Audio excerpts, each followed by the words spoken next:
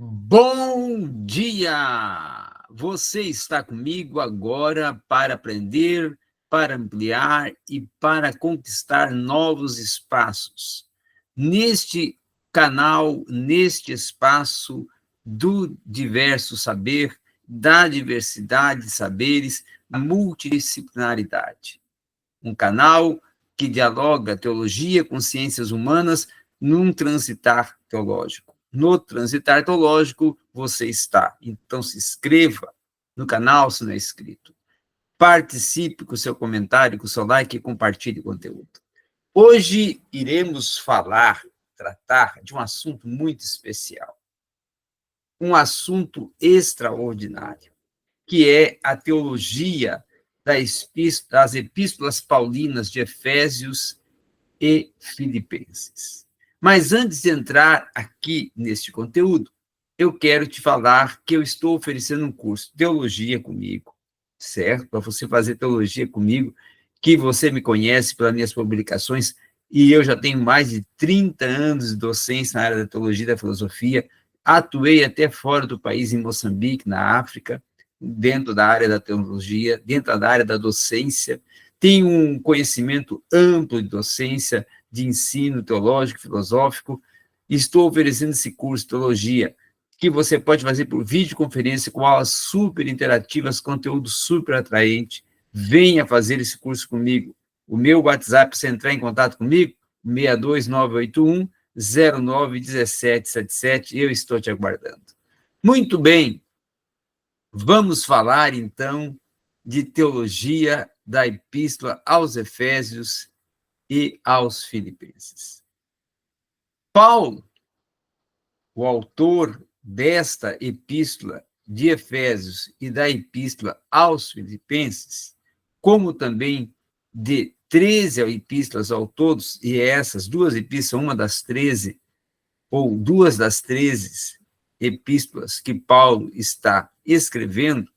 dentro do contexto do Novo Testamento, da teologia bíblica do Novo Testamento, e cada uma com uma teologia e uma proposta e uma mensagem distinta. Na teologia da Epístola aos Efésios, Paulo está desenvolvendo uma das suas mais fortes e impactantes epístolas, um dos seus mais impactantes tratados. Alguns teólogos, inclusive, conceituam e é a mais célebre obra dos corpos escritos paulinos, do corpo escritos paulino, tá? E é importante considerar que Paulo trabalha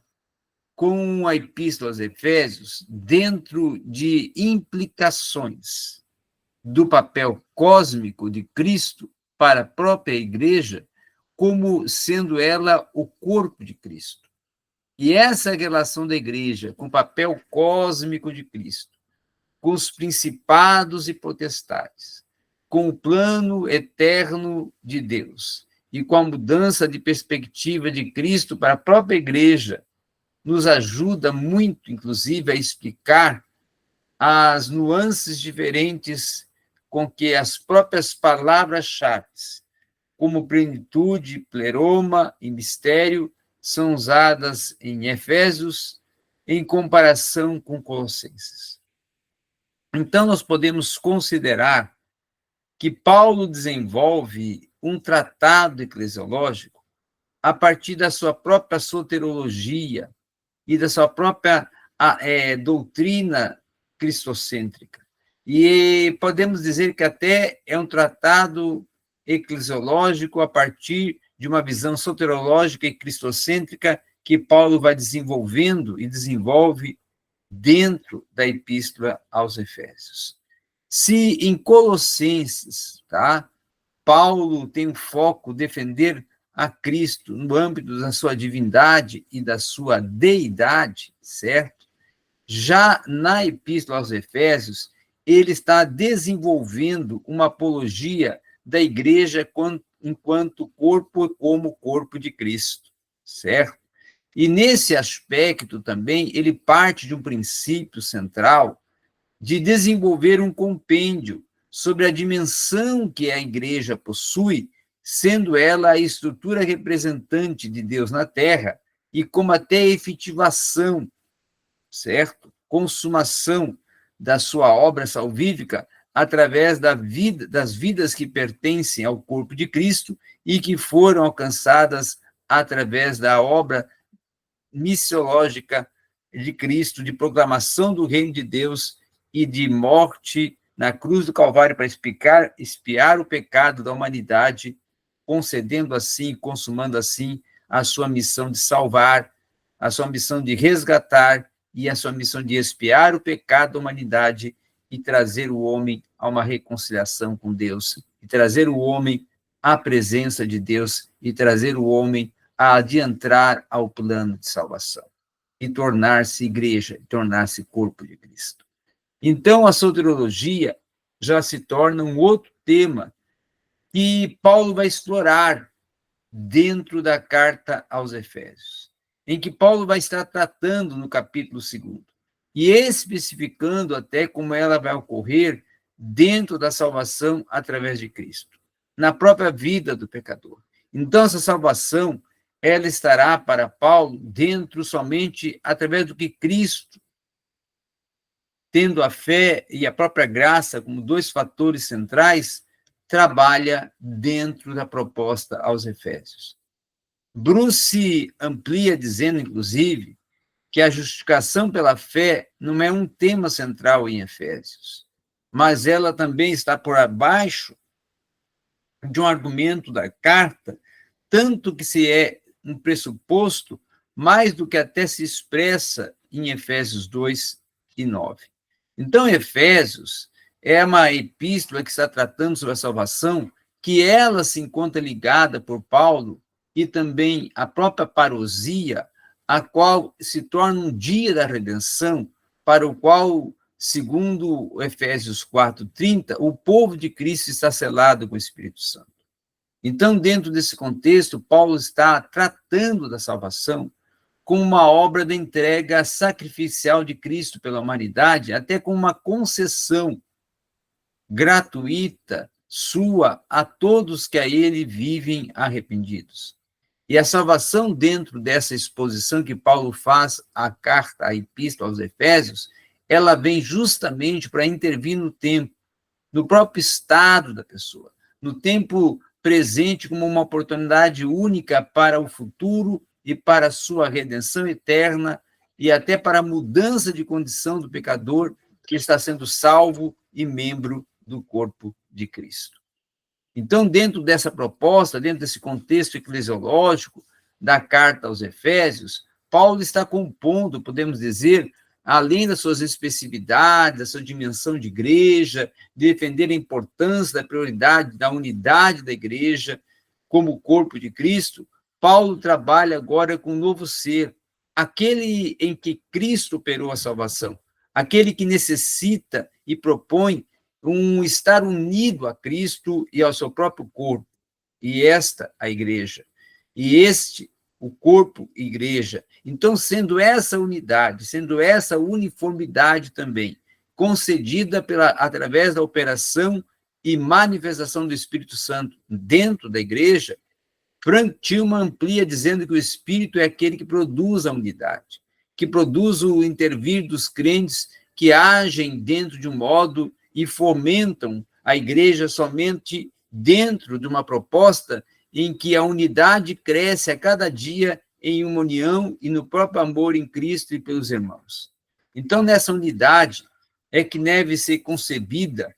como um vínculo, inclusive, em que estamos vinculados em Cristo e em todos aqueles que pertencem aos filhos do mesmo Pai. Então, nesse âmbito salvífico, e nesse mesmo sangue, e nessa mesma proposta que fomos salvos, que nossos pecados foram expiados, é que a epístola aos Efésios se torna uma explanação da igreja, como fruto da obra salvífica, precisa, inclusive, dentro desse contexto, permanecer e permanece unida com a proposta de beneficiar e de outorgar a Cristo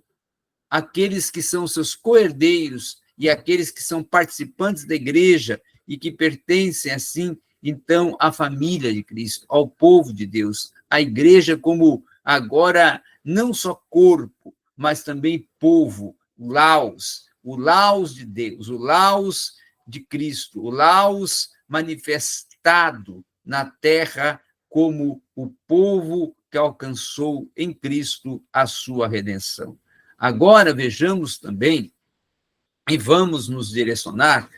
a teologia da Epístola aos Filipenses. Como Paulo trabalha, como Paulo propõe, como Paulo desenvolve, aborda a teologia aos Filipenses. Nesta carta, Paulo, podemos dizer que ele está compondo um hino cristocêntrico, um hino que é proposto a partir de um sentido apologético sobre a própria deidade e divindade de Cristo. E neste hino é que Paulo apresenta Cristo, que é Deus em toda a sua amplitude. E é que é humanizador de uma condição de servo, em que, sobre essa posição, inclusive, Paulo vai dizer e propõe que nós podemos considerar uma descrição minuciosa do ser divino e da própria existência humana de Cristo. E é aqui que Paulo trabalha com o pertencimento da essência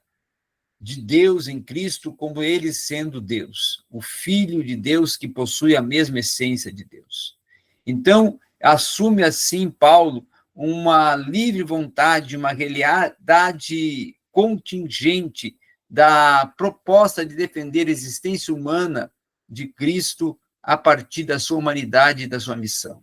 Paulo pretende, na verdade, com esse hino, apresentar a Jesus, aquele que se dispôs de toda a condição de Deus, no sentido de sua deidade, se dispôs de toda a glória, de todo o poder e majestade, para estar aqui na humanidade na condição de servo, dentro de uma missão soterológica, missão salvadora, para servir e para assim ser indicada e tratada e argumentada na epístola a humildade de Cristo em toda a sua abrangência. Então, o sentido histórico que Paulo está empreendendo aos filipenses consiste justamente nas etapas de Cristo que estão juntos a Deus, partindo até de um pressuposto em que o próprio Paulo está apresentando a Jesus, que está humanizado entre a humanidade, mas à frente está também voltado à glória e ao estado excelsior de Deus. Então, Paulo enfatiza, dentro de um tema e dentro de uma correlação com a abordagem cristocêntrica, principalmente no capítulo 2, que é sobre como devemos desenvolver e conduzir a nossa salvação, a qual indica que até deve ser desenvolvida com temor e tremor. E sobre esta ênfase paulina, inclusive, Paulo vai defender que a salvação deve ser desenvolvida como uma obra responsável, aonde cada pessoa confia em Deus para a salvação e precisa viver em Cristo em sua própria vida. O Senhor precisa, então, estar operando em você e revelando a sua santidade em você de uma forma individual, sendo que essa salvação desenvolvida com o aprofundamento das raízes, como salvação de alicerces de pedra, vão sendo desenvolvidas a partir de uma soteriologia que está muito bem desenvolvida em Filipenses, na efetividade do servo de Cristo, no conduzir da sua vida de uma forma digna de um salvo, e de uma carta onde Paulo trabalha um comportamento ideal do cristão, enfatizando no que ele propõe de pensamentos e práticas conseguintes, dentro de uma epístola que direciona seus enfoques a partir de uma vida nova em Cristo e com Cristo. Então, com essas duas epístolas, tanto a de Efésios como a de Filipenses, desenvolve uma abrangência, uma interconexão e uma interrelação teológica muito grande, partindo da premissa de que Efésios trabalha uma defesa do corpo de Cristo, a igreja como corpo, a igreja como união, a igreja como uniformidade, a igreja como centro da vontade da manifestação viva do Cristo ressurreto, e Filipenses como a defesa da divindade e deidade de Cristo, partindo da condição dele, que não é somente Deus, mas também é carne, também é encarnação do Verbo, também é o ser manifesto de Deus na terra, que se despoja de todo poder, toda glória, toda majestade para servir e tornar-se servo. E com esse propósito de servo, vai resgatar a humanidade, vai cumprir o seu propósito soterológico de salvador, de resgatador, de reconciliador e, principalmente, daquele que está atuando e operando e manifestando a sua graça e glória e majestade em nós, através da sua própria existencialidade manifesta no ser do Cristo servo, o servo sofredor, o servo que resgata, o servo que reconcilia a humanidade com o Pai, o Filho, Deus, Deus Filho, o Deus manifesto. E assim é que Paulo vai trabalhando na teologia também proposta aos filipenses. Então, essas duas cartas são cartas distintas, singulares, e que têm um grande importância e conotação e sentido teológico dentro da proposta da teologia paulina, de articulação da teologia paulina. Obrigado a todos.